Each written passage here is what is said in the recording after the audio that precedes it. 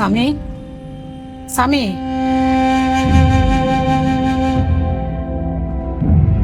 சொல்லுங்க அத்த. என்ன அவன் எழுந்துக்கலையாமா? நேத்தெல்லாம் ஒரே இடுப்பு வலி. இப்பதான் அவரு தூங்கிட்டு இருக்காரு. என்னாச்சு? அது இல்லைம்மா, அவ ஆஃபீஸ் கிளம்பிட்டா. அதான். ஆ பார்த்து போயிட்டு வரட்ட அத்த. அவர் எந்திரிச்சோடனே நான் சொல்லிக்கிறேன்.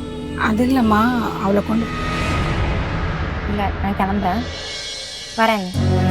சரி, பார்த்து போயிட்டு வாமா.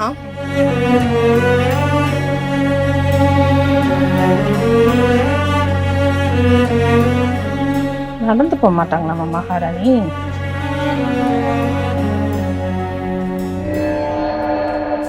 ஏமா ஒரு மாதிரி இருக்க?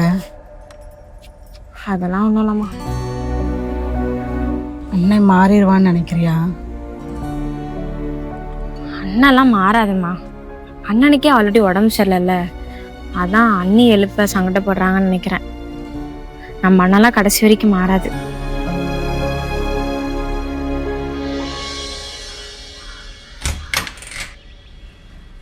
அம்மா, நாங்கள் 2 பேரும் வெளியே போகிறோம். சாலினி போய் கூப்பிட்டு வந்துரு.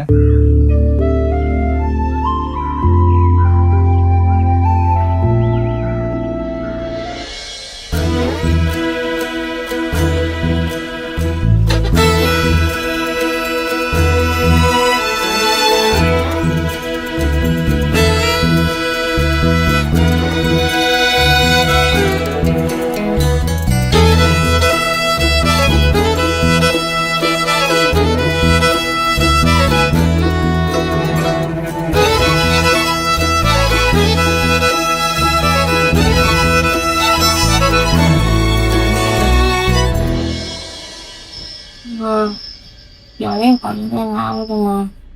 அண்ணன் ஆளவே காணும், பசிக்குது. எனக்கு நல்ல பசிக்கு.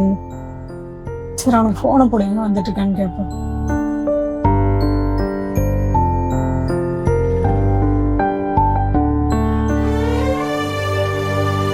ஃபோன் அடிக்கலாம்னா நான் வந்துட்டு இருப்பான்னு நினைக்கிறேன். கொஞ்சம் போகிறேன்.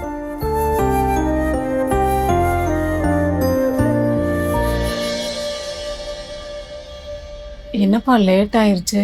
கொஞ்சம் டிராஃபிக்மா, அதான் லேட் ஆயிடுச்சு. சரிப்பா, சரி நீங்கள் குளிச்சுட்டு வாங்க, சாப்பிட்லாம். இல்லைம்மா, நாங்கள் 2 பேரும் சாப்பிட்டோம். நீங்கள் சாப்பிடுங்க.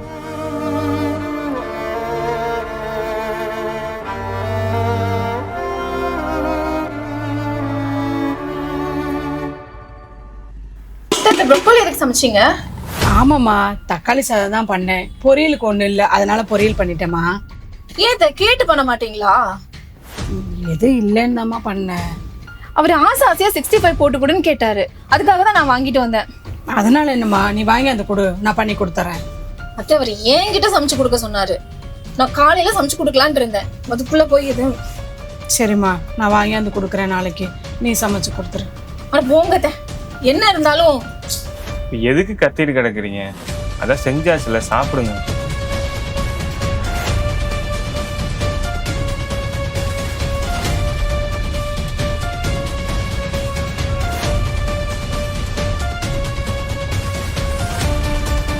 ஏய், சாப்பிடு.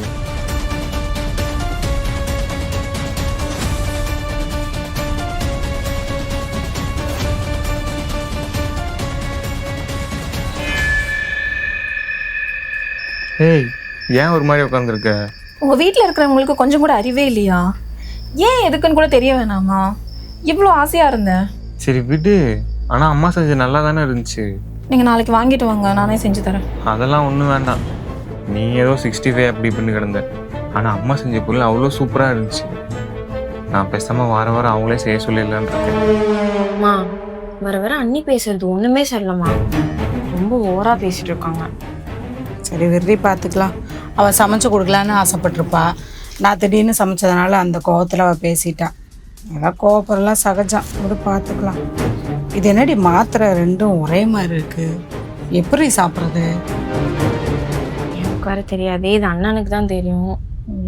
அவனை எப்படி கூப்பிட்றது இந்த நேரத்தில்? என்ன? ஒன்றும் இல்லை.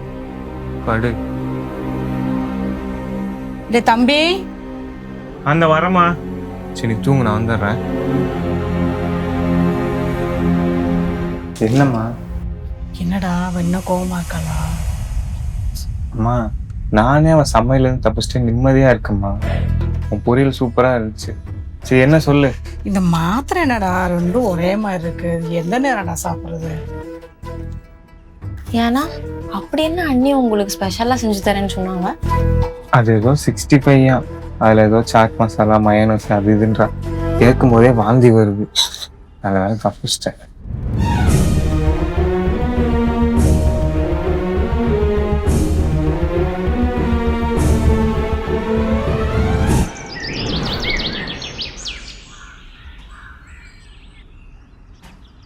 ஷாலினி, சொல்லுங்க நீ கடைக்கு எதாவது போகணுமா? இல்லைம்மா சும்மாதான். ஏன் ஷாலினி, உனக்கு ஒரு 25-26 வயசு இருக்கும்ல? ஆ இருக்கும். ஏன் நீ கேட்குறீங்க? இல்லை, கல்யாண வயசு ஆயிடுச்சுல்ல, உங்கள் வீட்லேயே இதை பற்றி பேச மாட்டேங்கிறாங்க. அதம்மா கேட்டேன். நீ யாராவது மனசில் நினச்சிட்டு இருக்கியா என்ன? சொல்லு, நான் பேசுகிறேன். இல்லை நீ அப்படிலாம் எதுவும் இல்லை. இல்லைம்மா, ஏதாவது ஏமாந்துட்டியா? என்கிட்ட சொல்லு, எல்லாம் சால்வ் பண்ணிடலாம். அந்த மாதிரிலாம் எதுவுமே இல்லை. இப்போதைக்கு கல்யாணத்துக்கு அவசரம். அவசரம் இல்லைதாம்மா, ஊர்வாயை அடைக்க முடியுமா? கல்யாண வயசுலேயே வீட்டில் ஒரு பொண்ணை வச்சுட்டு நீங்கள் கல்யாணம் பண்ணிட்டீங்கன்னு உங்கள் அண்ணன்கிட்ட பேசிகிட்டே இருக்காங்க. அதுவும் இல்லாமல் பாவம் நீ நைட்டு ஃபுல்லாக இங்கேயே உட்காந்து வேலை செஞ்சுக்கிட்டு இருக்க. கல்யாணம் ஆன புதுசு, எங்களுக்கு இடைஞ்சலாக இருக்கக்கூடாதுன்னு அது நீ ஏன் நினைக்கக்கூடாதுல்ல? அதாம்மா கேட்டேன்.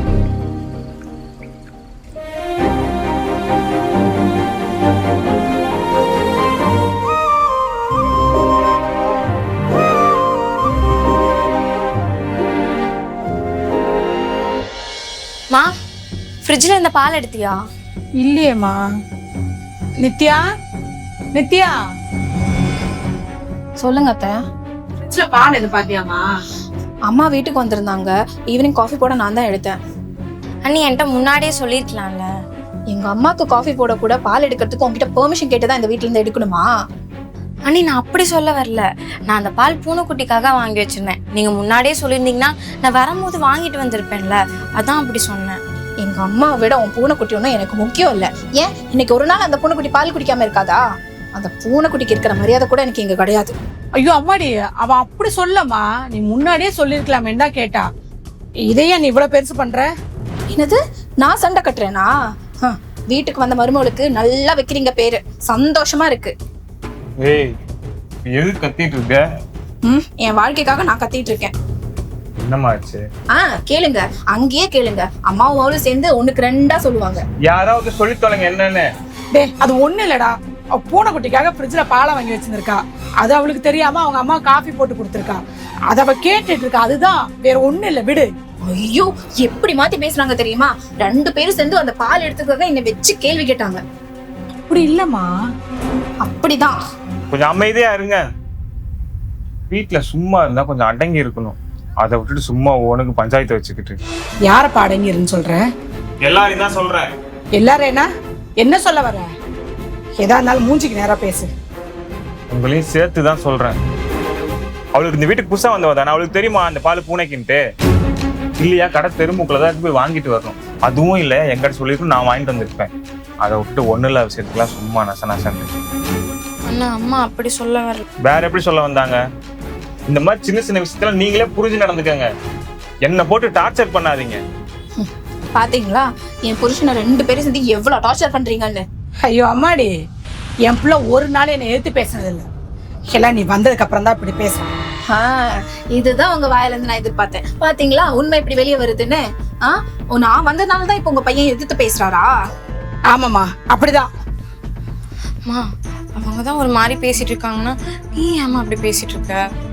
என்னது ஒரு மாதிரியா? என்ன மாதிரி புரியல? ஐயோ அண்ணி அப்படி சொல்ல வரல. அப்புறம் எப்படி சொல்ல வர? என்ன பைத்திய மாதிரி இருக்கா? அண்ணி என்னை மன்னிச்சிருங்க அண்ணி. ஐயோ, நீ ஏமா மன்னிப்பு கேக்குற? நான் தானே கேட்கணும். அத்தனை பிரச்சனையை பண்ணிட்டு அமுக்கினி மாதிரி இங்க நின்னுட்டு இருக்க. அண்ணி ஏன் இப்படி என்ன இப்படி பேசிட்டு இருக்கீங்க?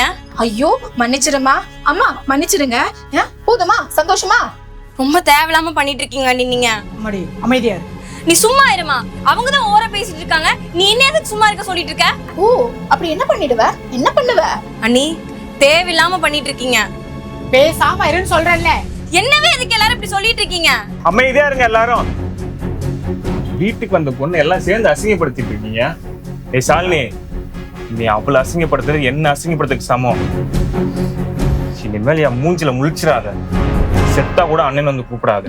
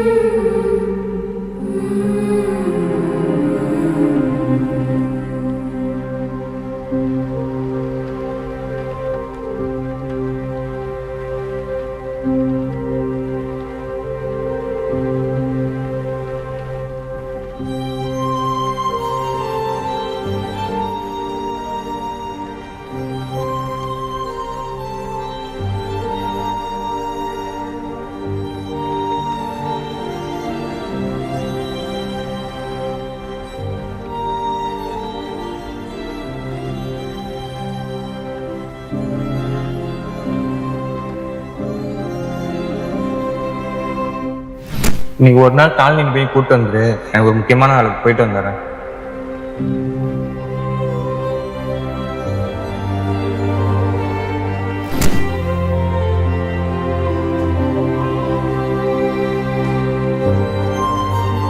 செத்தா கூட அண்ணன் கூப்பிடாது. குடும்பம் தாங்கிறியே, இந்த குடும்பம் தான் உனக்கு பிரச்சனைகளுக்கு தரப்போகுது.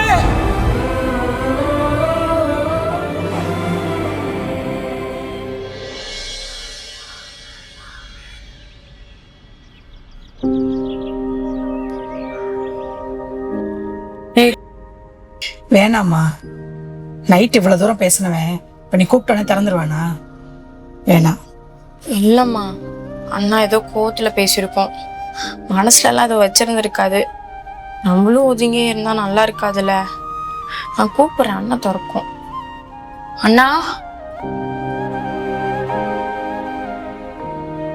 அண்ணா